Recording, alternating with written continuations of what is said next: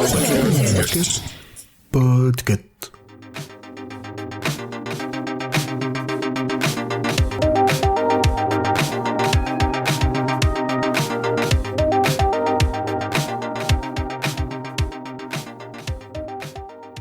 Bonjour, bonsoir, ici Pomme de Podcut et je vais vous parler d'une série.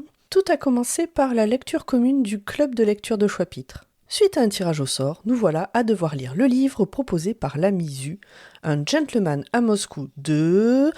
Amor... je vais écorcher son nom... Tovles.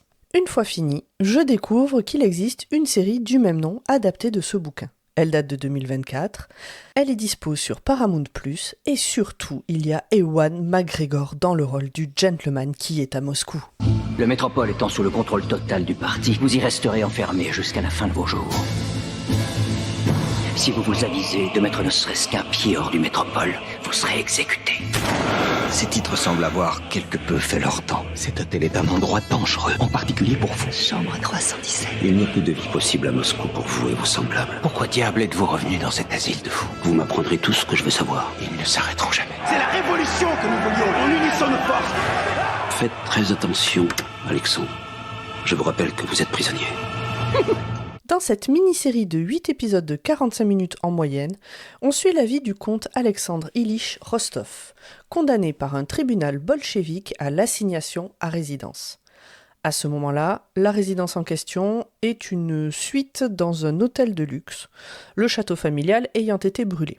À peine rentré chez lui, dans sa chambre donc, on l'autorise à prendre un ou deux meubles, quelques affaires et on le déménage dans une petite pièce délabrée sous les toits.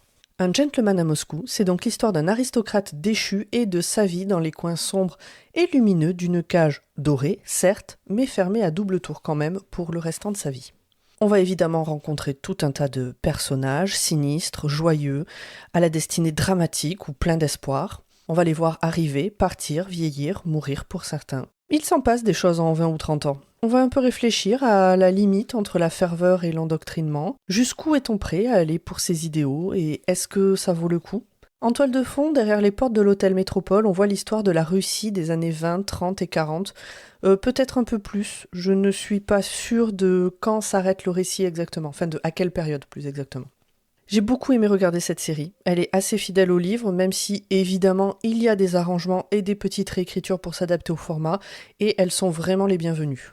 Pour la fiche technique, je peux vous dire que la série a été écrite par Ben Vonston et Nessa Mouti, réalisée par Sam Miller. La musique est de Federico Joussid, et les actrices sont, entre autres, Ewan McGregor, Marie-Elisabeth Winstead, Johnny Harris, Bo Gatson, Lies Salem, et il y en a encore bien d'autres. Le casting au complet est un régal, vraiment très très très bon jeu. Et aussi, j'adore la musique du générique. Voilà, vous n'avez plus qu'à aller voir les 8 épisodes de la mini-série Un gentleman à Moscou sur Paramount+, et puis venir me dire ce que vous en avez pensé.